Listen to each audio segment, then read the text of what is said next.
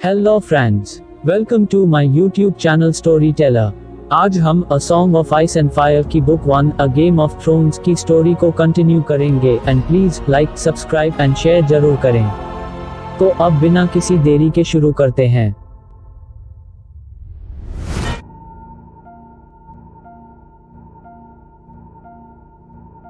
Rob, उससे दूर हो जाओ। रॉब मुस्कुराया और अपनी बाहों में देखा। यह तुम्हें चोट नहीं पहुंचा सकती, ये मर चुकी है जॉरी। रॉब ने कहा। ब्रान की जिज्ञासा अब बढ़ रही थी। उसने अपने छोटे घोड़े को तेजी से दौड़ने के लिए उकसाया, लेकिन उसके पिता ने उन्हें पुल के पास पैदल ही आने के लिए कहा। ब्रान कूदकर भागने लगा। तब तक जॉन, जॉरी और थियन ग्रे जॉय सभी अपने घोड़ों से उतर चुके थे। सातों नर्क, ये क्या है? एक भेड़िया। संकी, इसके आकार को तो देखो, ग्रे जॉय ने कहा। ब्रान का दिल उसकी छाती में तेजी से धड़क रहा था क्योंकि वह अपने भाइयों की तरफ अपनी क्षमता से तेज दौड़ रहा था। खून में सनी, बर्फ में आधी दबी एक विशाल भयानक जीव की मौत हो गई। बर्फ उसके मुलायम घने ग्रे बालों में जम रही थी और दुराचार की हल्की गंध आ रही थी, जैसे कि महिला का इत्र हो। ब्रान की भौहें चढ़ गई और वो अपनी आंखों को मसलने लगा। पीले दांतों से भरा मुंह चौड़ा खुल गया, लेकिन यह उसके आकार के लिए था जिससे उसकी सांस रुक गई। यह उसके घोड़े से बड़ी थी। उसके पिता के कुत्ता घर में मौजूद सबसे बड़े शिकारी कुत्ते से 2 गुना बड़ी। यह कोई संकी नहीं है, वो एक डायवुल्फ है। वे दूसरी तरह से बड़े होते हैं, जॉन ने शांति से कहा। 200 वर्षों से दीवार के दक्षिण में एक भी डायवुल्फ नहीं देखा गया है। मैंने अभी एक को देखा, जॉन ने उत्तर दिया। ब्रान ने अपनी आंखें राक्षस से दूर कर ली। जब उसने रॉब की बाहों में गठर्री को देखा, वह खुशी से चिल्लाया और करीब आ गया। पिल्ला काले भूरे बालों की एक छोटी सी गेंद थी। इसकी आंखें अभी भी बंद थीं। वो रॉब के सीने पर आंखें मूंदे हुए था, जैसे पालने में हो। उसके चमड़े के कपड़ों के बीच दूध को खोजता, कराहने की एक उदास धीमी सी आवाज करता। ब्रान संकोच करता हुआ पास पहुंचा। आ जाओ, तुम इसे छू सकते हो, रॉब ने उससे कहा। ब्रान ने पिल्ले को घबराहट में जल्दी से छुआ और फिर हाथ हटा लिया। और तुमने कर दिया, जॉन ने कहा। उसके सौतेले भाई ने दूसरे पिल्लों को अपने हाथों में उठा रखा था। ये 5 हैं। ब्रान बर्फ में बैठ गया और भेड़िए के पिल्लों को अपने चेहरे पर लगा लिया। उसे अपने गाल पर पिल्लों के बाल मुलायम और गर्म लग रहे थे। भेड़िए काफी सालों के बाद राज्य में दिखाई दिए हैं, मुझे ये पसंद नहीं। घोड़ों का रखवाला, हलन बुदबुदाया। यह एक संकेत है, जॉरी ने कहा। जॉरी, यह केवल एक मृत जानवर है, लॉर्ड ने कहा। फिर भी वे परेशान लग रहे थे। बर्फ उनके जूतों के नीचे चरमराई जब उसने मृत शरीर के चारों ओर चक्कर लगाया। लॉर्ड ने पूछा, क्या कोई जानता है कि इसे किसने मारा? इसके गले में कुछ है, वहां जबड़े के थोड़ा नीचे, रॉब ने उनसे कहा, अपने पिता के पूछने पर सबसे पहले ही जवाब देकर गर्व महसूस किया। उनके पिता ने घुटने टेके और अपने हाथों से जानवर के सिर को नीचे से पकड़ा। उन्होंने एक झटका दिया और सभी के देखने के लिए उसे ऊपर उठा दिया। बारहसिंगे का टूटा हुआ पैर, दांत टूटे हुए, पूरा खून में लथपथ। दल में अचानक सन्नाटा छा गया। पुरुषों ने बारहसिंगे को असहजता से देखा और किसी ने बोलने की हिम्मत नहीं की। यहाँ तक कि ब्रान डर को महसूस कर सकता था, हालांकि वह इसे समझ नहीं पाया। उनके पिता ने बारहसिंगे को किनारे पर फेंक दिया और बर्फ में हाथ साफ किए। मुझे आश्चर्य है कि वह पिल्लों के जन्म लेने तक जीवित रही। उनकी आवाज ने खामोशी को तोड़ा। शायद वह नहीं रही, मैंने दास्ताएं सुनी है। शायद इन पिल्लों के पैदा होने से पहले ही कुतिया मर चुकी थी, जॉरी ने कहा। मौत के साथ जन्मे, बहुत बुरी किस्मत, एक दूसरा आदमी बोला। कोई बात नहीं, वे बहुत जल्द ही मर जाएंगे, हलन ने कहा। ब्रान ने आवाज किए बिना पशु के लिए प्रार्थना की। थियोन ग्रे जॉय सहमत हुआ। उसने अपनी तलवार निकाल ली। जितना जल्दी उतना बेहतर ब्रान, जानवर को मुझे दो। छोटे से जीव ने उसके खिलाफ कसमसाहट की, मानो जैसे उसने सुना और समझा हो। नहीं, यह मेरा है, ब्रान जोर से चिल्लाया। अपनी तलवार दूर रखो ग्रे जॉय, हम इन पिल्लों को रखेंगे। एक पल के लिए उसने अपने पिता की तरह आदेश दिया, एक लॉर्ड की तरह जो वह किसी दिन बनेगा। तुम ऐसा नहीं कर सकते लड़के। हावीन ने कहा, जो हलन का बेटा है। इन्हें मारना भी इन पर दया करना है। हलन ने कहा।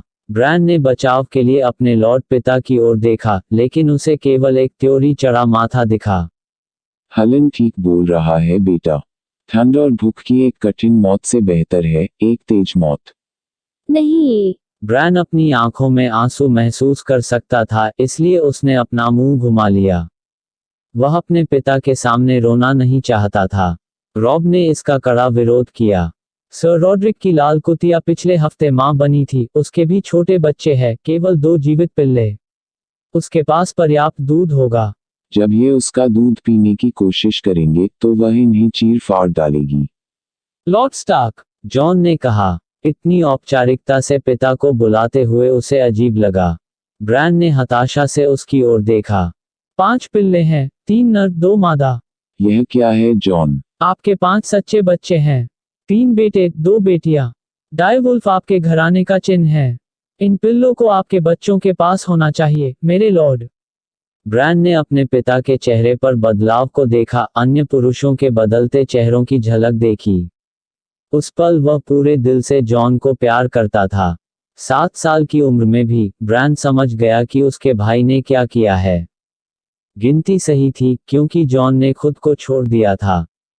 उसने लड़कियों को शामिल किया, यहाँ तक छोटे बच्चे रिकॉन को भी, पर उस नाजायज को नहीं, जिसका उपनाम स्नो है, वह नाम जो किसी के चरित्र में कमी के कारण बनता है, और उत्तर के उन सभी बदकिस्मतों को दिया जाता है, जो अपने खुद के नाम के साथ पैदा नहीं होते। उनके पिता भी यह समझ गए। जॉन, क्या तुम अपने लिए कोई पिल्ला नहीं चाहते? उन्होंने नरमी से पूछा। डायवुल्फ स्टार्क घराने के झंडे का गौरव है, और मैं स्टार्क नहीं हूँ, पिताजी। जॉन ने कहा। उनके लॉर्ड पिता जॉन के विचारों को समझ गए। रॉब ने जॉन के फैलाए सन्नाटे को अचानक तोड़ा। पिताजी, मैं खुद इसका ख्याल रखूंगा, उसने वादा किया। मैं गर्म दूध को तौलिए में सोखूंगा और इसे उससे चूसने के लिए दूंगा। मैं अभी। ब्रांड गूंज उठा। लॉर्ड ने अपने पुत्रों को अपनी आंखों से काफी देर तक और सावधानी से तौला। कहना आसान है, लेकिन करना मुश्किल। मैं इन पर अपने नौकरों का समय बर्बाद नहीं करूंगा। यदि तुम्हें ये पिल्ले चाहिए तो तुम इन्हें खुद खिलाओगे। क्या बात समझ में आई? ब्रांड ने उत्सुकता से सिर हिलाया। पिल्ला उसके हाथों में कस मसाया और अपनी गर्म जीभ से उसके चेहरे पर चाटा। तुम्हें इनको प्रशिक्षित भी जरूर करना चाहिए। हाँ, तुम इन्हें प्रशिक्षित जरूर करना। कुत्तों के प्रशिक्षक का इन राक्षसों से कोई लेना देना नहीं होगा, ये मैं तुमसे वादा करता हूँ। और भगवान तुम्हारी सहायता करे अगर तुम इनकी उपेक्षा करते हो, या उन्हें क्रूरतापूर्वक या बुरी तरह से प्रशिक्षित करते हो। ये कुत्ते नहीं हैं जो पूंछ हिलाकर खाना मांगे और लात मारने पर भाग जाए। एक डायवुल्फ आदमी की बाह को उसके कंधे से उतनी ही आसानी से चीर सकता है जितनी आसानी से एक कुत्ता चूहे को मारता है। क्या तुम वाकई इन्हें चाहते हो? हाँ पिताजी। हाँ, रॉब भी सहमत हुआ। पिल्ले वैसे भी मर जाएंगे तुम्हारे कुछ करने के बावजूद भी। ये नहीं मरेंगे, हम इन्हें मरने नहीं देंगे। तो फिर उन्हें रखो। जॉरी, डेस्मंड, अन्य पिल्लों को साथ ले चलो। अभी हमारा वापस विंटरफेल जाने का समय है। यह तब तक विश्वास करने योग्य नहीं था, जब तक वे घोड़ों पर सवार होकर अपने रास्ते पर आगे बढ़ने नहीं लगे। फिर ब्रांड ने खुद को जीत की मीठी हवा का स्वाद लेने की अनुमति दी। तब तक उसका पिल्ला उसके चमड़े के कपड़ों के अंदर घुसा रहा, उसके साथ गर्म और घर की लंबी सवारी के लिए सुरक्षित। ब्रांड सोच रहा था कि इसका क्या नाम रखा जाए। पुल के आधे रास्ते में जॉन अचानक रुक गया। क्या हुआ जॉन? क्या आपने वह नहीं सुना? ब्रांड पेड़ों में बहती हवा को सुन सकता था, आयनवुड पेड़ के तख्तों पर घोड़ों के खुरों की खड़खड़ाहट, अपने भूखे पिल्ले की फुसफुसाहट, लेकिन जॉन कुछ और ही सुन रहा था। वहाँ, जॉन ने कहा। उसने अपने घोड़े को दूसरी ओर घुमाया और वापस पुल के पार चला गया। उन्होंने उसे घोड़े से उतरते हुए देखा, जहां डायवुल्फ बर्फ में मरी पड़ी थी। वह घुटने टेक कर नीचे बैठा। एक क्षण बाद वह मुस्कुराते हुए वापस उनके पास आ रहा था। यह जरूर लुढ़क कर दूसरों से अलग हो गया होगा, या दूर जा रहा था। उनके पिता ने कहा, छठे पिल्ले को देखते हुए। इसके बाल सफेद थे, जहां बाकी पिल्लों का रंग गहरा भूरा था। उसकी आंखें आज सुबह सर कलम किए गए उस आदमी के खून की तरह लाल थीं। ब्रैन ने सोचा कि यह अकेला पिल्ला है जिसने अपनी आंखें खोली है, जबकि अन्य की अभी भी बंद है। एक सफेद पिल्ला, थियोन ग्रेजॉय ने मनोरंजन के साथ कहा। यह दूसरों की तुलना में जल्दी मरेगा। जॉन स्नो ने अपने पिता के गोद लिए लड़के को एक लंबी मुस्कुराहट दी और कहा, मुझे ऐसा नहीं लगता ग्रेजॉय, ये वाला मेरा है।